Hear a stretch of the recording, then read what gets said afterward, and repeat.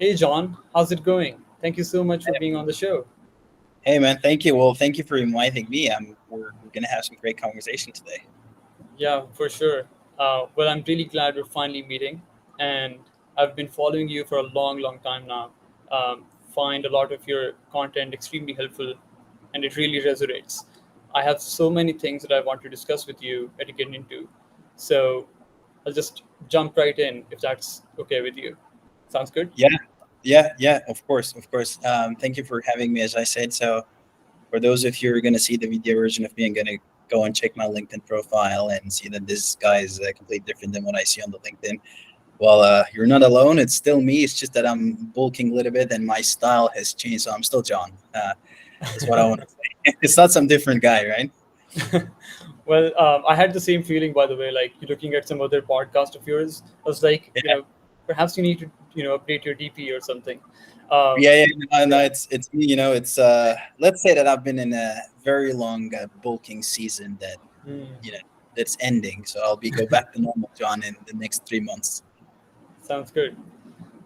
Okay, so let's just get into it. So you have a history of growing search traffic for different companies, right? Especially in a very short time period. So I just want to start with something really aggressive. So imagine today a SaaS company comes to you and they have a target of hitting 50,000 search visitors in 12 months. They're currently standing at zero visitors. So, from a bird's eye view, what actions would you recommend? Well, first question I would ask you: why do you want to have 50K search volume? Because search volume, the traffic is not going to mean anything for you. Did they do their homework? Because where did that number come from, right? Why do you want to have a 50K traffic? 50K traffic from pre-funnel topics versus 50K traffic from very high intent topics is going to be different, right? So I would ask, why 50K? Did you do your numbers and said, okay, well, I need a 50K traffic on this topic because it's closely relevant to my business, and because website visit to free trial conversion is 5 to 7%, and I need XYZ amount of conversions. Like, is that the reason why they're asking for 50K, or is it just like we're imagining that they just want to go for 50K regardless of signups? Well, What is this is, what is the case study here? yeah, I would go with, maybe they've run their numbers, they know this is the traffic that we need in order to hit the business metrics that they want based on the conversion rates or something like that. Okay, but Okay. this is a really intriguing question to ask at the start, definitely. Yeah, because the way I do it is, I mean, traffic is good, right? The Ahrefs hockey stick graph is good to post on LinkedIn. I do that as well because it looks good, but it doesn't necessarily mean that it's going to drive a business, right? So I would rather have a revenue than a hockey stack traffic chart with nothing. So the way I do this is, first I'll find a topic that is closely relevant to your business, and I'll do a time analysis on it, right? So if you write everything about this, um, what can we expect if you rank number one on average on cluster and number four on average on cluster, right? And then I'll break the content clusters into tiers, like tier three, tier one, and each one of them will have a different conversion rate, right? So what is project management versus best project management software for small businesses is not going to have the same conversion rate, right? That's why I break my content into tiers. And then from there, I'll try to come up with, okay, well, if we invest into this topic, and we rank number two or three on average, here's how much sign up we can expect. And that's going to help me to understand, like, does it make sense for us to invest XYZ dollar into there or not the traffic. I don't look at the traffic, right? I see if there's a TAM, and then what can I get from that TAM, right? And in terms of signups and revenue, that's more important for me and more important for my clients. So you talked about TAM, total Yeah. addressable market. How do you estimate the total addressable market from a search standpoint?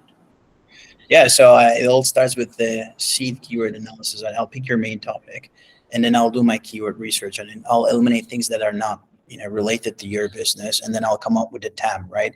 What most people do is, like, they're gonna go into competitor gap analysis, and then they'll try to come up with, okay, well, this is the competitor gap analysis. These are the keywords they're ranking, and this is the search volume.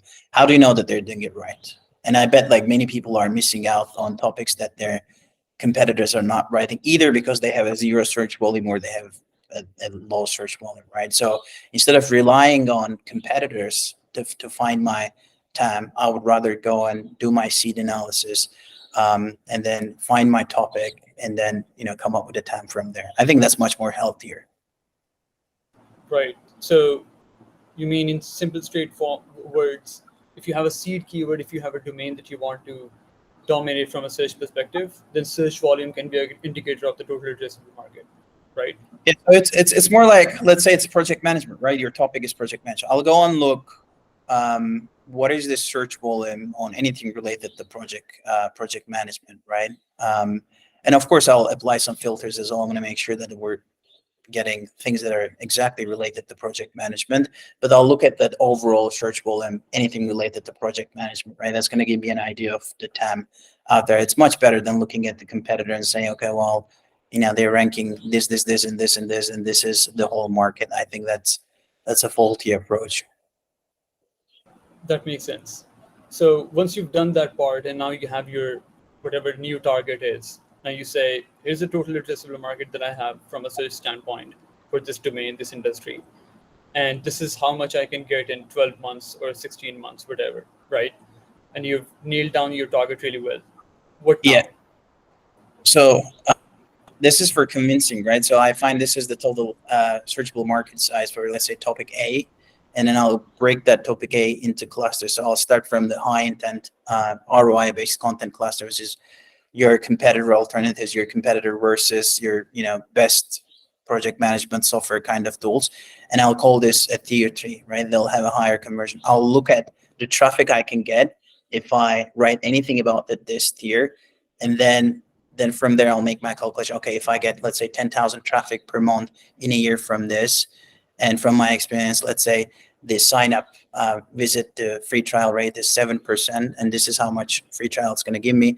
And from my experience, let's say free trial to paid rate is this, and this is how much money I can expect. This is how I go about it to see, does it make sense for me to put 100K there, or not, right? Because what's the point of just doing a content in SEO if there's nothing there?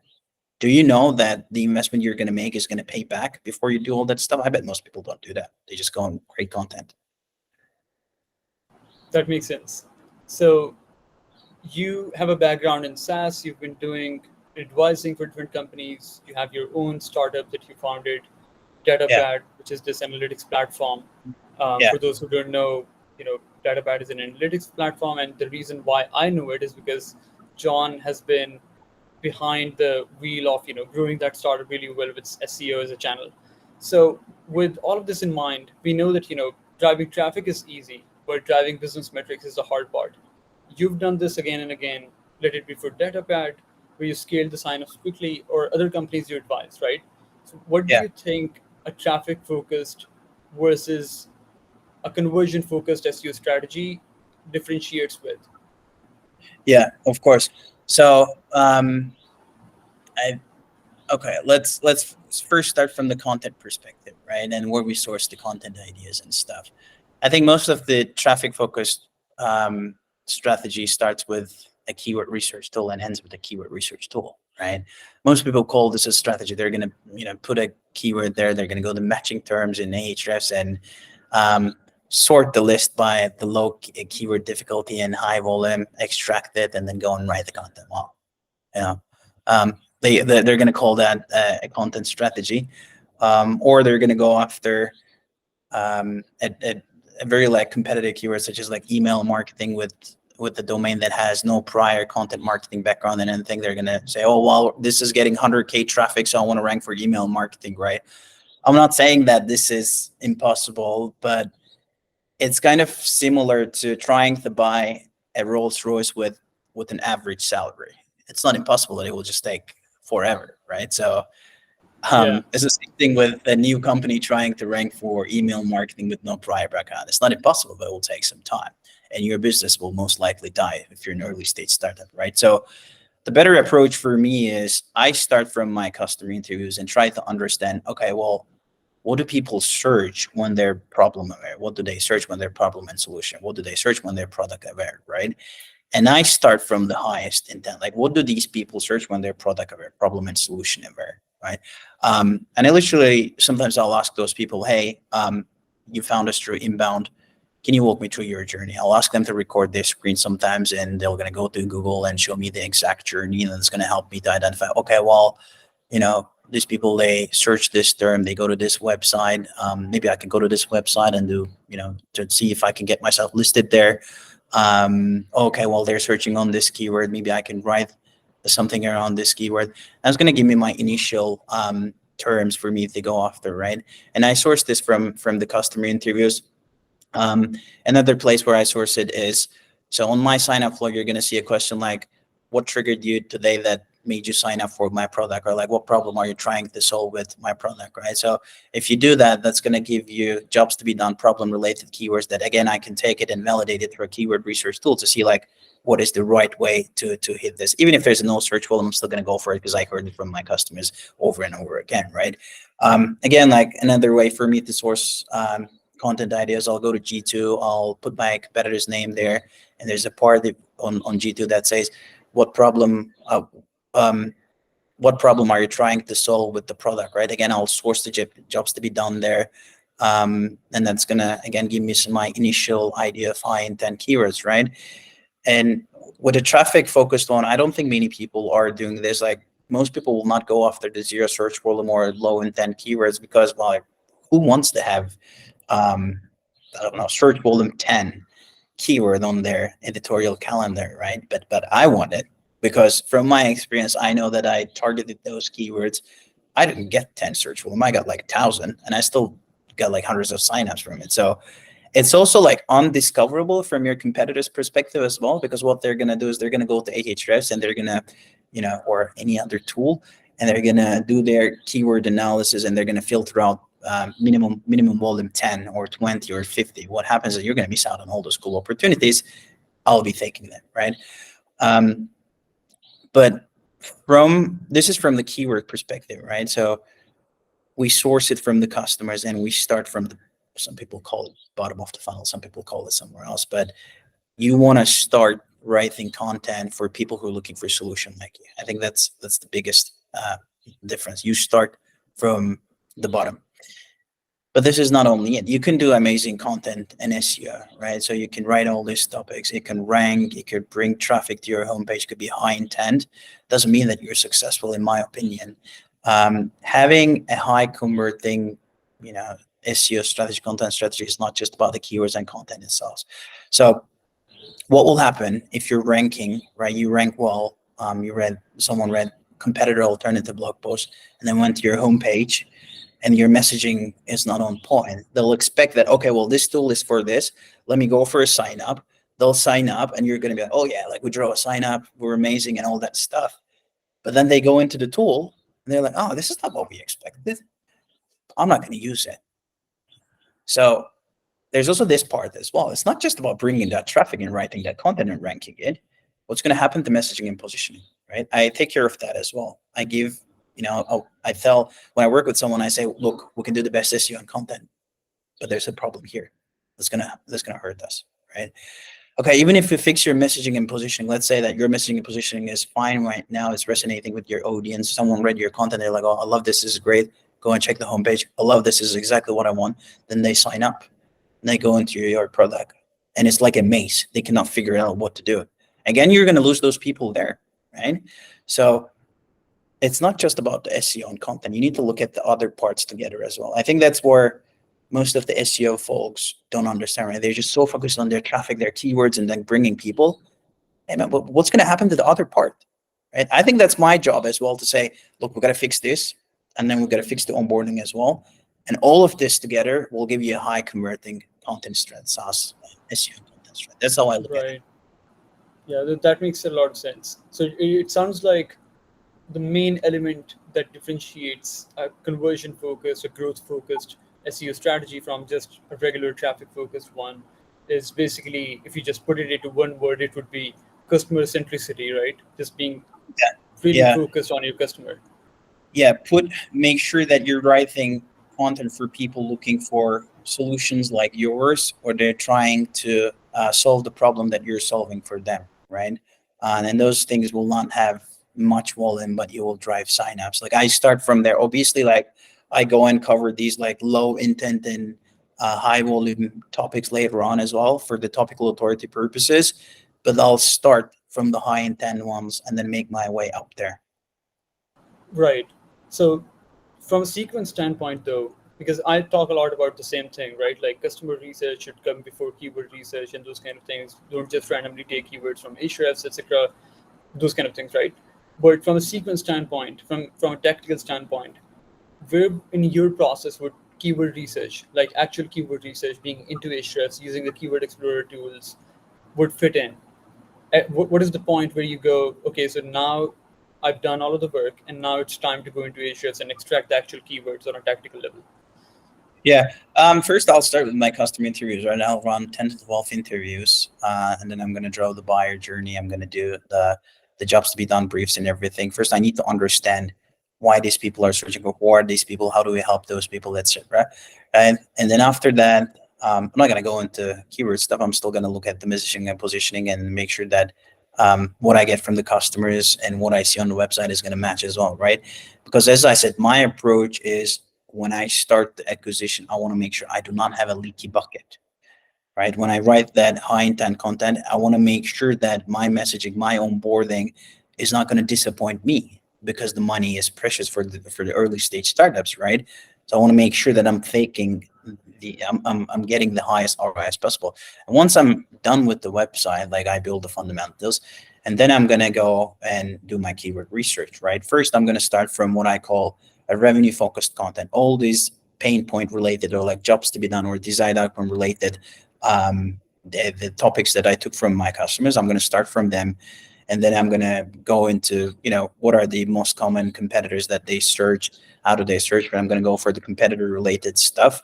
And this is how I usually start my keyword research. And then okay, once I'm done with understanding like okay, what are the revenue focused keywords that I need to go after first, then I'm gonna sit back and say okay, I need to look at it from the macro perspective.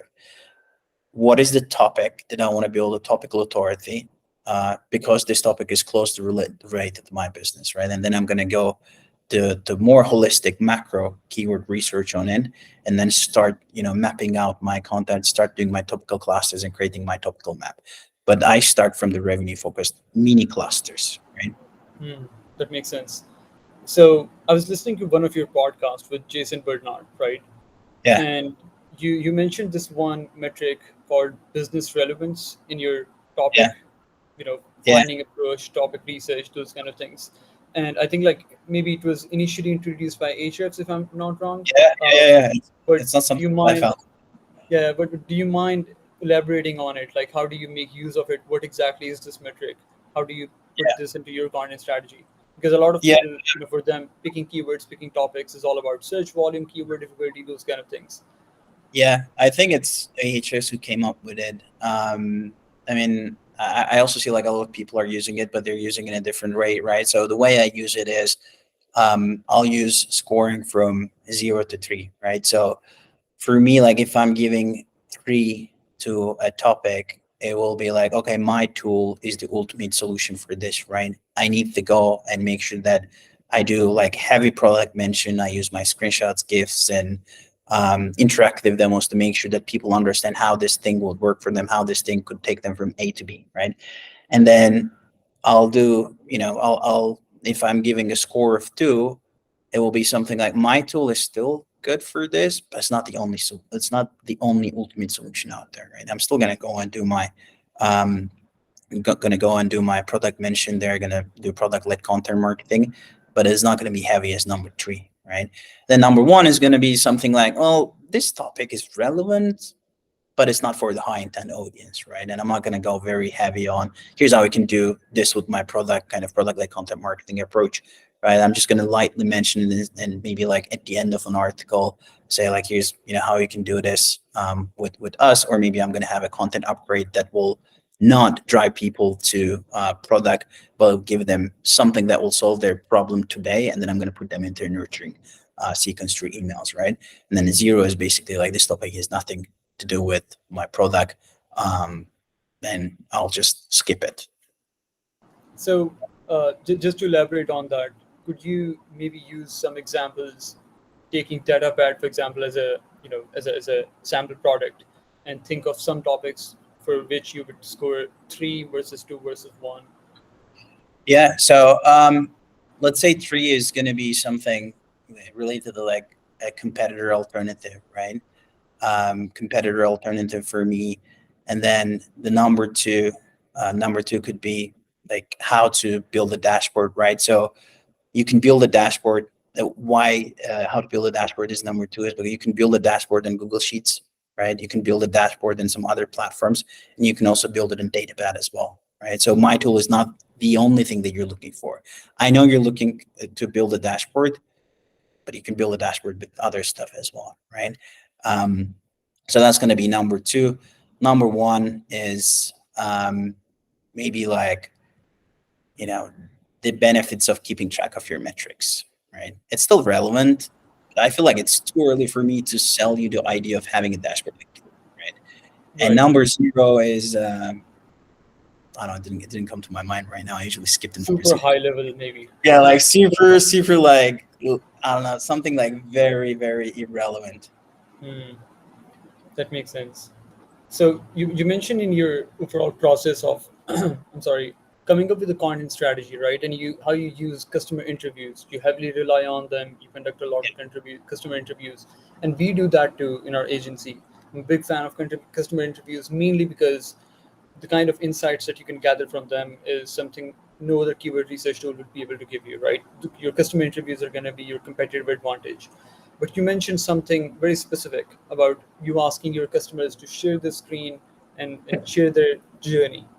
What exactly are the insights that you're trying to gather from that practice? Like, are you trying to see exactly what kind of phrases do they use, or what other kind of things do they look at before making a decision? What kind of insights would you say you're looking to, collect from Um, that exercise? yeah, great question. So it's not just from the keyword perspective, actually, right? I want to see like how do they evaluate tools, right? Do they open different tabs? How do they like when they go to a website, like how do they scroll in? What stops them, right? What makes them confused? I'm trying to understand everything about them, actually, not just how they're searching it, but once they find it, how do they do their evaluation? Do they open 3 4 tabs at the same time? What are the home pages that makes them stop? What are the home pages and they're like they open a tab, it's like it's not for me, just close. I'm trying to understand everything about their behavior. Again, it's not just related to SEO, but that's also for my website as well. Okay, well, what are the things that I needed to be careful? What is the user behavior? Right. So it sounds like you look at the whole content strategy as not just what topics to create content on, but also how do I complete this loop of customer journey, right? Yeah, like for me, it's complete, right? And I may be wrong, right? You could just say, well, if you're just doing content, just focus on the content. But I primarily work with earlier stage companies, right? And I feel like it's my duty to say, look, we're doing amazing content, but we're not doing really good on the messaging side, right? Because I need to tell them what's wrong there. Yeah. We can give you the traffic, but then people will come and they'll go to your pricing page. They're not going to understand what they're paying for. They're going to go to your product page. They're not going to understand like what is it that you have. I think that's important. Like everything is connected together.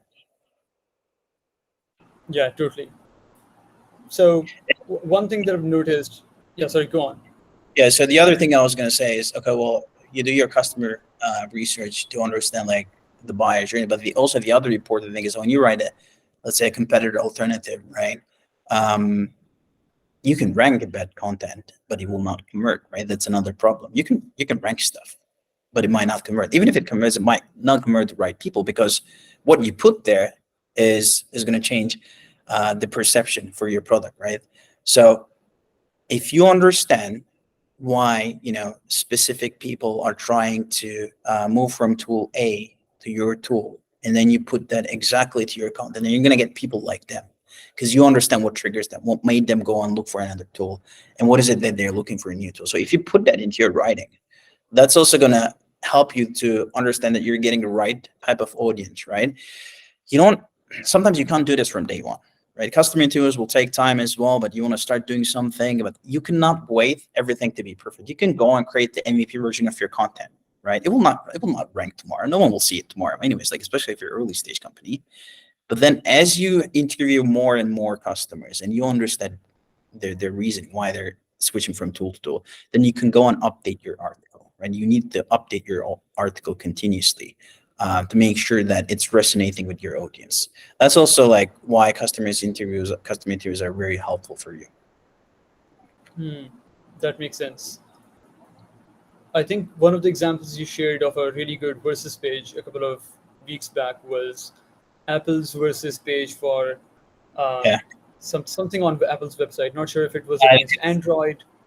Oh yeah. Apple versus Android. Yeah, I think I said, even a big company like Apple is doing it, why you're not doing it as an early stage B2B SaaS, right? It was that. Yeah, yeah, exactly. That was a really good example of what a versus page should be like, right? Like from a copywriting standpoint, they were highlighting all of the things that Apple went over when it comes to Android comparison, right?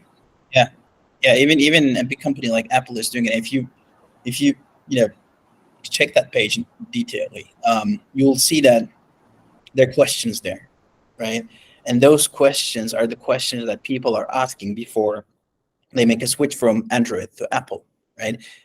They don't go and guess these questions, right? They don't get the questions from Google. They get it from the customers.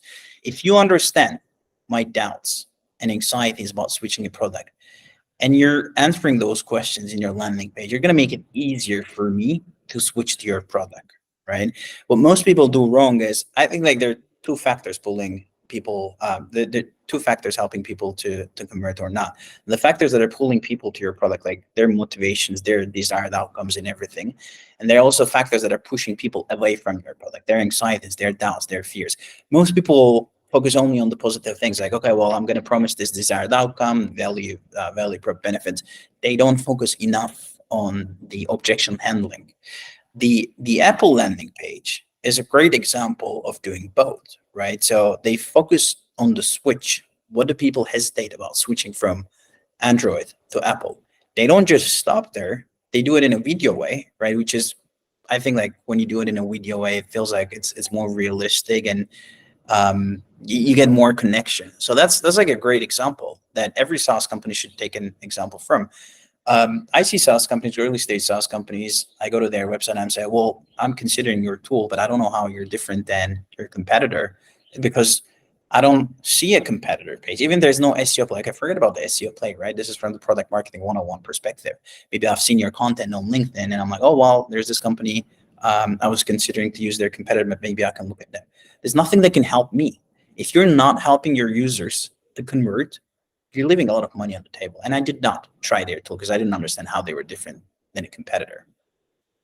Yeah, that makes a lot of sense.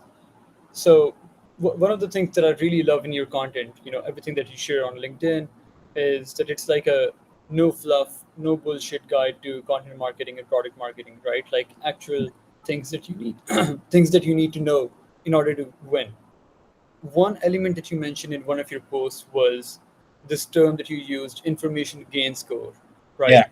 And I think, of course, for some people it's something that they can totally resonate with and they're leveraging it. For some, they might be just totally unaware of this concept. If Yeah. you were to give an information gain score 101, what would you say, what exactly it is, and how can someone leverage it in their content? Yeah. That's a great question. So, the AI content is on the rise, right? And even I hear that, I was like, let's use an AI to churn out 50, 60 articles in a month, like maybe even more, right?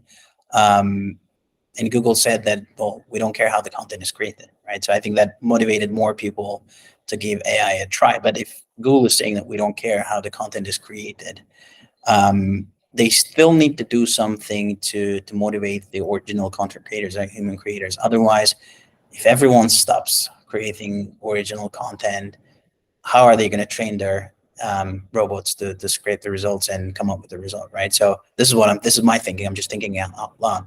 So before, information gain score was important. Information gain score is basically how much of new information I'm getting from your page compared to other pages, right? To simply put it. Before, this was important, but now Google is saying, well, we don't care how the content is created, but there must be something happening behind the scenes. Like, I think now having an information gain score creating content that is, that is more comprehensive, giving more information to the reader is even more important because of the rise of an AI content. So now I'm giving even more importance to make sure that whenever we're writing something, right, we read everything that is out there, especially on the first page, and try to identify the gaps, right? So when I'm reading something about SaaS marketing, because I'm a SaaS marketer, I can understand like when we're writing something about how to do SaaS marketing and I read the articles, I'll say, okay, well, as a marketer, I think this article is not covering this in detail. And I look at the other articles, well, they don't have it as well. So why don't I edit? Because I think that it will be helpful for the audience. Then I'll go and tell my writers, I'll give them a brief and say, okay, well, let's do this part as well.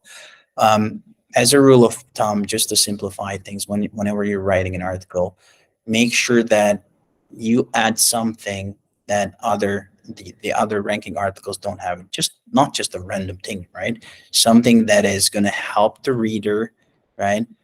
Just make sure that every single one of your articles have something extra that others don't have it, right? And this is not just a random thing, something that's going to help the reader. So would that be anything, like what would be an example of that? Could that be something that is unavailable on Google? Maybe, for example, you gathered some information from a subject matter expert, or would that be creating a unique video to embed into the content? What would be Yeah. some examples of that? Yeah. So let's say that we're writing an article on, what could it be? Let's say SaaS content marketing, right? How to do SaaS content marketing, or like how to do SaaS content marketing strategy, right? So I go and read the other ranking articles, right, to understand what is it that they're talking about, what are the heading structures, what are the all these things that they're mentioning, and then I'm like, no one is mentioning what are the things that you need to have before starting a SaaS content marketing. Because I think for me as a subject matter expert, this is important. You need to have some things before you start um, uh, investing into SaaS content marketing. I'm like, okay, well, I can add this, right, as a section there. And then when I add this as a section, I'm like, okay, well, maybe people don't want to read this. What if I add a video there covering the same thing as, or what if I add a checklist that is going to help them? So I think this would be a great example, right? And like, I don't know if this is something that you can automate, but I always think that you need to, put your journalistic head, do your research, and also you need to know the industry that you're writing about, right? Because obviously, like if I didn't know much about SaaS market, I wouldn't be able to identify the gap. Because I know people are asking me this question, hey John, like, what are the things that we need to have before we invest XYZ amount of dollars at the SaaS content? And when I do the brief, I'm like, aha, right? I think I need to add this as well, and maybe I can do a video. Maybe I can add a template there, right? So things like that will help you to stand out. Right. So it sounds like one can really leverage information gain score if they're either the expert in that domain themselves, or they can source that information from someone that has that knowledge, that expertise. Yeah. I mean, you can even look at, if you're writing about SaaS content marketing, so go and look at the slides and webinars down on that, right? Maybe it will Yeah. not. Maybe those things are not indexed. You're not, when you search it, you're not going to be able to find it. But just go and watch those webinars. Check the PDF. Check the slides. Maybe something there is you're going to be like, like this is great. I need to include this, right? So you can take a part from there and then include it in your own content. So I think people are just so used to, just searching stuff and thinking that the only information we can find is on the Google, right? No, just go and watch a YouTube video, go on, check someone's LinkedIn post, check a slide, check a webinar on the topic, and maybe you will come with some unique information that you can add into your content. Yeah, that makes a lot of sense. I think like one of the practice that we really encourage at Flying Cut Marketing in our own strategists is that they have to learn a lot about the industry that they're working in with the client. So for example, if it's hospitality tech space, or maybe martech or HR tech, then, and especially if that is the first client in that industry for us, we really encourage them to, for example, watch a lot of webinars, and consume a lot of content, maybe follow a couple of people on LinkedIn from that space, to constantly be in that zone where they're encountering a lot of content, right? Consuming a lot of information about that industry, and then building that holistic understanding, which then they can reflect in their own content strategy. That makes a lot of Yeah, sense. that's a good way to do it. Yeah. So one thing that I wanted to talk about is a lot of companies these days are really fan of thought leadership content, right? They're just a fan of it. They want to, it just feels fancy. They want to create a lot of things around their opinions about or other, different kind of subjects. With this whole idea of flipping the funnel, creating bottom of the funnel content first, prioritizing transactional kind of content pieces as fast as you can, where do you think thought leadership content can fit in? Yeah, everyone is talking about the thought leadership. I think few people are doing it right. But for me, like the most important thing is, sometimes I'll see like these like very, very early stage startups. They'll be like, oh, like I want to create the thought leadership content. Okay. Do you have a following on LinkedIn? No. Do you have a following on Twitter? No. Do you have an email list? No. What is your monthly organic traffic? 10. Do you have a budget to promote? No. I'm like, are you creating it for your friends? They're like, no. Then I'm like, well, it seems like you're creating it for your friends because like we have no distribution, right? Um, what I think is like obviously thought leadership content is great. You can differentiate. Um, you can give your unique perspective on a topic and differentiate from the noise out there. Make sure that you have your distribution, right? You're going to spend hours and hours and hours on a content that no one is going to read apart from your mom, dad, and maybe like some friends, right? So it's not worth it. Build your distribution first, right? Make sure that you've done the fundamentals first. You have your high intent content there. What people call it bottom of the funnel. I'm not saying bottom middle anymore because like it's a muddy description. Like make sure that your revenue focused content is in place. Make sure that you have some traffic there before you go into this like advanced content marketing stuff like thought leadership, because it's not scalable, right? I don't think it's very scalable. So make sure that you put your scalable channels there first. You have some distribution, and then go on and share your unique view, right? Because think about it like this: if you have like 5 followers on LinkedIn and you spend $100 to create some thought leadership content, you have no budget, you have no emails, how are you going to promote it? Like, build your audience first and then share your view later on. That's how I see it. Yeah, that makes sense. We One thing that we try to do, especially for companies that are really a big fan of thought leadership content, is that we try to give them this perspective that you can have your normal revenue focused content and you can have thought leadership elements under it, right, within it. Yeah, So instead of like creating a whole post about your opinion on the industry or something, maybe you can like reflect your opinion within the bottom of the funnel piece or middle of the funnel piece that you've created, yeah, that still talks about, like it is still there on the website to attract those customers, but you're also giving your own narrative within the content, so it's not like hurting the website in any way, but you're still presenting your unique point of view. Does it make yeah. sense? Yeah, or use it as a content upgrade, right? So embed it into already traffic receiving content and say like, hey, um, you know, do you want to see like our unique report on the industry trend and blah blah? Embed it into already traffic receiving page, and then you're going to distribute it. But the thing before the top leadership content is I ask people like, hey, forget about SEO, okay? Forget about SEO. Like, do you have your case studies? No. Do you have your sales enablement content? No. Do you have your objection handling content? No. Do you have your competitor comparison pages? No. What do you want to do? Top leadership, right? You haven't built the basement of your house and you're thinking about the nice antenna on the roof. Like, you don't have a roof. Like, why go after that? Like, do the fundamentals first. I'm not against thought leadership, please don't get me wrong, I love it, right? But there are things that you need to do before that. I mean, if your goal is to make revenue, I think there are things that you need to do before that. Yeah. And on the same notion, we see a lot of content marketers, SEOs, often feeling this hesitancy of talking about their product in the content, right? Yeah, They perhaps fear coming off too salesy or something like that. They just feel hesitant actually plugging their product into the content and talking yeah, about it, how it solves the customer problems, those kind of things. I've seen you being a big advocate of this, and you yeah, mentioned, I think, same on the same Jason Bernard podcast as well. You were talking about this approach of being like shamelessly plugging your product if it really is yeah. helpful for the readers. How do you approach this? Uh, like product marketing angle, product-led content marketing thing in your content strategy? By literally writing about the jobs to be done, pain points, and desired outcomes of my users, right? So if my product is helping you to reduce churn, and I'm going to write an article on how to reduce churn.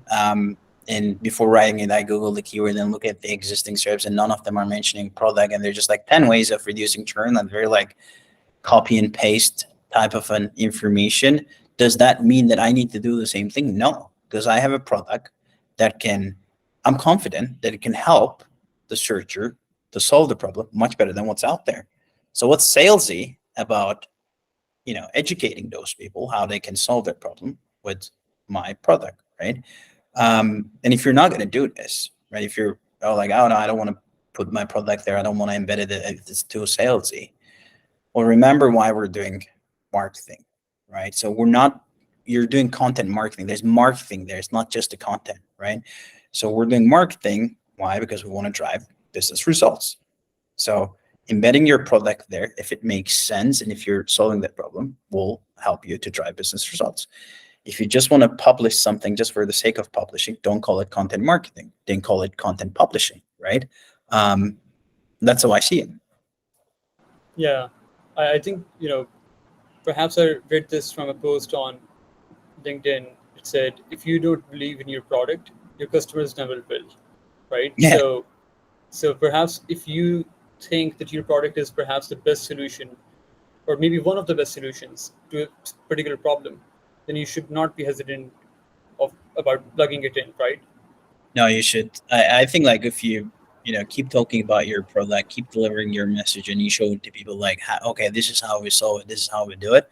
It shows confidence, right? It shows confidence that you're not afraid, you're not gating stuff, you're just like giving everything out there. People can see it and decide it for themselves if this is good or sorry, if this is good for them or not. Right. So, for example, let's take the example of Canva, right? A very mainstream product, so everyone can resonate. Perhaps, if they're writing a how-to guide on how to design a social media banner or something, with your approach, it sounds like they should be focused on creating a how-to guide, 100% focused on their product. So basically, showing exactly go here, do this, step one, step two, step three, maybe a couple of screenshots. Would that be the right approach? Yeah, like why not? If you're confident that you can help those people, right? They can accomplish their goal with your product. Why not mention it? Because at the end of the day, you're gonna be helping me achieve my goal, right? And I can sign up for a free trial and do it without him pulling my credit card. So yeah, I would say like this is the right approach, and I think like I'm gonna be experimenting with an interactive demos instead of like screenshots and GIFs. I'll be putting interactive demos there. I do believe that it's gonna help even better. Makes sense. So I have a question for building a content strategy for companies that have very specific kind of audiences, very specific ICP. So Uh-huh. there are these B2B companies, we encounter them every now and then. They're perhaps trying to establish themselves into a new category, perhaps, right, or maybe an emerging category. And you just know that even if I do a lot of customer research, whenever I get to my keyword research part, where I'm using, for example, tools like Ahrefs, other kind of keyword research tools, I will not get a lot out of them, simply because there's no data around the terms that I'm trying to target, right? Yeah. So like Yeah. there would be no search volume, there would be no keyword difficulty. Those terms just won't It's a new pop up. category. Yeah, It's an existing or new. Yeah, I get that as yeah. well. How Uh, would you build the content strategy for them, and especially come up with the topics, especially when yeah, because Ahrefs just cannot validate any search volume for you. yeah. No, I get that as well. I mean, the way I see it is, it's really hard to create a new category, especially with the limited amount of resources, right?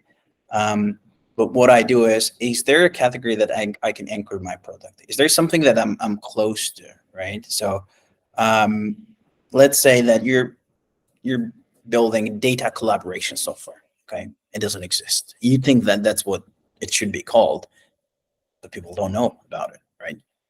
So there are a few things you can do. One, you can focus on the problem you're solving or the current way of doing stuff. So how people are currently doing this thing, right? So maybe they're doing data collaboration on Google Sheets. So how to do data collaboration on Google Sheets. You're right about this. You're right about their current solution all the time. And then within the same article, they say, well, you can do it with this, right? With the current solution. But here are the drawbacks. Here's a better way of doing it. And then people are like, aha, okay, there is this thing. I didn't know there's this thing, right? You can focus on their current solution, write everything about them, and educate people on that there's a better solution. That's one thing you can do. Even though if it's a new category, you can still focus on the outcomes. What is it that they're trying to do, right? What is it that they're trying to achieve? What is the problem? You can focus on those and create the content around this. Or you can pick a category that is, quite relevant and quite similar to yours, and then anchor yourself there. So, for example, what did I say? Data collaboration software. I don't know if it exists or not, right? But let's say this is the name of the category that your founder says, oh, this is we want to do this, right? But then there's nothing around it, right? So can we anchor ourselves to data management platforms, right? I would ask, okay, well, do we, when we say, okay, if we're going to anchor ourselves to data management platform, when someone says data management platform, do we cover the basic assumptions? Do we give the basic needs of that category, right? And if it's yes, why don't you go and anchor yourself and say, like, I am another data management platform, right? It's going to sound, oh, like, I don't want to be another blah, blah, blah, blah, blah. Yeah, you're not going to be that. But first, you're going to anchor yourself there so that you're going to get some traffic and attention as a data management platform. When people come to you, they go to your website, they go to your content, they're like, okay, well, they are data management platform, but they also have this and this and this, right? And once you have enough traffic, once enough people know that there's a data collaboration platform or whatever I forgot, then you can start coining that term, right? But you need to anchor yourself to something that is close. If you can cover the basic assumptions of that category, do you have what people are looking for when they're looking for this data management platform? If yes, okay, let's position ourselves there for a short time to build our user base. That's how I would go about it. Yeah, that makes sense. So I'm thinking, would you call this whole exercise and this whole direction that you're taking demand generation using SEO? Would that fit into that category? Yeah, maybe I would call it a do whatever it takes to bring the right audience to your product kind of SEO, but I don't know if there's a name for it. No, that makes sense. I think we've had some similar encounters at our agency where there were some categories. The kind of products, right? Where companies are like, we don't have any competitors, although they actually have competitors. It's just that they have indirect competitors competing against the same problem. And then you just like your normal SEO tactics of doing keyword research and those kind of things fail, and now you're actually pushed towards customer research forcibly, Yeah, right? that's why you need to do your customer research. Like, you might not have a directly related competitor, but there's something called an alternative, right? You might have an alternative. Okay, well, maybe they don't have an XYZ software, but maybe they're hiring a consultant to do that. Well, that's an alternative. Then Yeah. right, hiring a consultant to do that jobs to be done. Are you different than them, right? So I think these are the things that most marketers, content marketers, and SEO don't give enough attention. They're just like so focused on the keywords that are already out there, and they don't go out of the box and say, okay, well, is there other way that I can market this product, right? Maybe I can focus on the current solution, or maybe I can focus on the end goal, or maybe I can, map the whole customer journey and understand the problem that people are facing before they come to a product like ours. And maybe I can write a little bit about that, because, like, if people are facing this problem before they use mine, maybe I can get them there, right? Or Yeah. you can do the same thing for what comes after your product as well. So you're building product features, and people randomly building product features. So let's build this and let's build this. Why do you do Mm. that? Just ask your best, ask your best customers, what problem comes after this? Well, okay, Yeah. well, now we've got your product, and now this is what we're gonna do. Okay, let's write some content about this as well, and let's build some features there, right? So this is how customer interviews can help you out big time. Yeah. It sounds unreal. How much can you learn by just talking to customers, right? Yeah, Yeah. you need to tell the right ones though. It's like Mm. that's the the that's the important thing there. Yeah. So there are a couple of very interesting questions that I wanted to ask, and this one segment I'm really excited about with you. So, there's this constantly propagated idea that SEO is declining in its value, right? And perhaps this narrative has been alive ever since we're on Earth, perhaps, right? Like every year Yeah. we see the same SEO is dead kind of articles, but now this time we see a lot of dark social going on, and people talking about demand generation and saying that SEO or Google search is just no more a source of information for B2B buyers, and they're somehow more inclined towards organic social content on LinkedIn or maybe communities, other kind of things, right? What are your thoughts about this? Do you see SEO being, like not a fancy information gathering channel anymore? Do you see dark social rising in its significance? I mean, I think, well, when you say content, most people understand content as an SEO. Um, and I don't think that's the right approach. And SEO has been dying, I don't know, for how many years, right? So SEO has been dying when I was a kid and playing Mario, and it's still alive. I grew up I having a full grown beard, and it's still alive, right? So um, I don't think that it's dying. It's going anywhere. I mean, I'm you know there are a lot of people still searching Google. What do you still use to search, right? I'm sure that Google is still in your life, right? And it's same for most people as well. And the other thing is, like, we tech people, we're like, oh, like ChatGPT is on the rise and stuff. Yeah, but there's a big part of the population that has no idea about the ChatGPT. They're happy with their Google, right? So because I talk with you, you talk with someone else, we're all in this similar bubble, and we assume that everyone around Yeah, us is the same, right? So true, uh, true, true. I don't think that it's going anywhere soon. We must, it's normal to see, like, reduction in the traffic that we're receiving, but that's fine, right? So I don't think that it's going anywhere. Regarding, like, dark social and other stuff, um, I mean, they're part of the content as well. If you're doing content, if you're doing a content strategy, remember that SEO is only the distribution part of it, right? So just because I'm doing, some people have this assumption, I'm doing SEO, I'm just going to do SEO. Well, just because you're doing SEO doesn't mean that you can repurpose that content and also do it on LinkedIn as well, or just do a YouTube, right?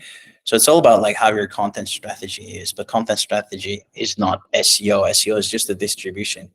Um, for me, my main goal is to make sure that I put the right content in front of the right audience, whether this is SEO or LinkedIn or YouTube or TikTok. I'll do whatever it takes to reach my end goal, right? And do for my clients. Because my goal is to make revenue through content and put that content in front of right people. It's SEO today, maybe it's LinkedIn tomorrow. So if Yeah, you have the end goal right, you will always find a way to make that happen. That's what I think. that makes sense. So it sounds like from there, like for example, in 2023, it makes more sense to have an omni-channel strategy rather than just falling in love with one channel and trying to scale it all the time. Would that be fair?